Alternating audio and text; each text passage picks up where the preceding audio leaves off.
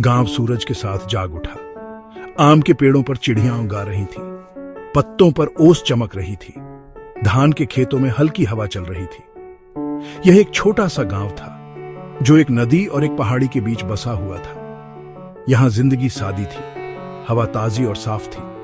इसमें मिट्टी और फूलों की खुशबू थी। लोग जल्दी उठते थे, दिन भर के काम के लिए तैयार। बच्चे संकरी गलियों में खेलते थे, उनकी हंसी सुबह के सन्नाटे में गूंजती थी। गांव एक बड़े परिवार जैसा था, सब एक दूसरे को जानते थे। बूढ़े लोग बरगद के पेड़ के नीचे चारपाइयों पर बैठे होते थे। वे दिन भर की खबरों पर चर्चा करते थे। औरतें कुएं पर इकट्ठा होती थीं। वे अपने घड़े पानी से भरते समय कहानियां सुनाती थीं। दिन की शुरुआत जल्दी होती थी और अंत भी जल्दी। गांव में जिंदगी धीमी और स्थिर थी। ये शहर की भागदौड़ भरी जिंदगी से बिल्कुल अलग थी, लेकिन गांव वालों के लिए यही उनका घर था, यही उनकी शांति थी, यही उनका दिल था। राधा सूरज निकलने से पहले ही उठ गई। वह एक जवान औरत थी, जीवन से भरपूर। उसका दिन परिवार की गाय का दूध दुहने से शुरू होता था। फिर वह चूल्हे पर ताजी रोटी बनाती थी।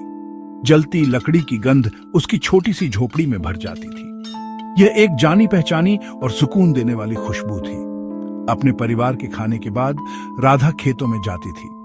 वह अपने पति के साथ धान की फसल में मदद करती थी। सूरज उनकी पीठ पर चमक रहा होता था, लेकिन वे बिना थके काम करते थे। वे समय बिताने के लिए गाने गाते थे। शाम को राधा घर लौट आती थी। वह खुले आसमान के नीचे नहाती थी। फिर वह दाल और चावल का सादा खाना बनाती थी। खाने के बाद वह अपने परिवार के साथ बैठती थी। वे अपने दिन के बारे में बातें करते थे। राधा को अपनी साधारण जिंदगी से प्यार था। यह कड़ी मेहनत थी, लेकिन यह संतोषजनक थी। उसके दिन छोटी छोटी खुशियों से भरे होते थे। पड़ोसी का एक मीठा बोल, दोस्तों के साथ हंसी मजाक, दिन भर की थकान के बाद चेहरे पर ठंडी हवा का झोंका, यही वो चीजें थीं जो उसे खुश करती थीं। यही वो चीजें थीं जो गांव के जीवन को खास बनाती थीं। एक दिन राधा का पड़ोसी बीमार पड़ गया। उसकी फसल कटाई के लिए तैयार थी, लेकिन वह काम करने के लिए बहुत कमजोर था। राधा ने जरा भी देर नहीं की। उसने दूसरे गांव वालों को इकट्ठा किया। हमें मदद करनी चाहिए, उसने कहा। उसे हमारी जरूरत है। सभी मान गए। गांव वालों ने मिलकर काम किया। उन्होंने पड़ोसी की फसल काटी। उन्होंने उसके परिवार का ख्याल रखा। किसी ने शिकायत नहीं की। एक दूसरे की मदद करना उनका कर्तव्य था। यही गांव का तरीका था। गांव में जिंदगी व्यक्तिगत लाभ के बारे में नहीं थी, ये समुदाय के बारे में थी। ये सुख दुख बांटने के बारे में थी। ये जरूरत के समय एक दूसरे की मदद करने के बारे में थी। एकता की यही भावना गांव की धड़कन थी।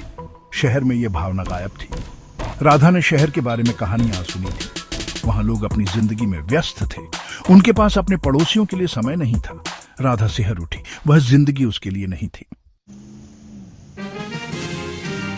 राधा के बेटे राजू का शहर का सपना था।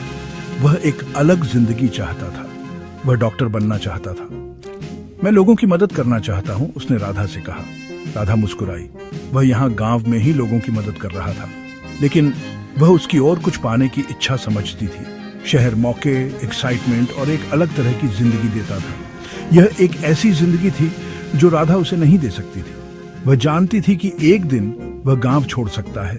वह उनकी छोटी सी झोपड़ी और जाने पहचाने खेतों के बदले शहर को चुन सकता है। लेकिन राधा को उम्मीद थी कि वह अपनी जड़ें कभी नहीं भूलेगा।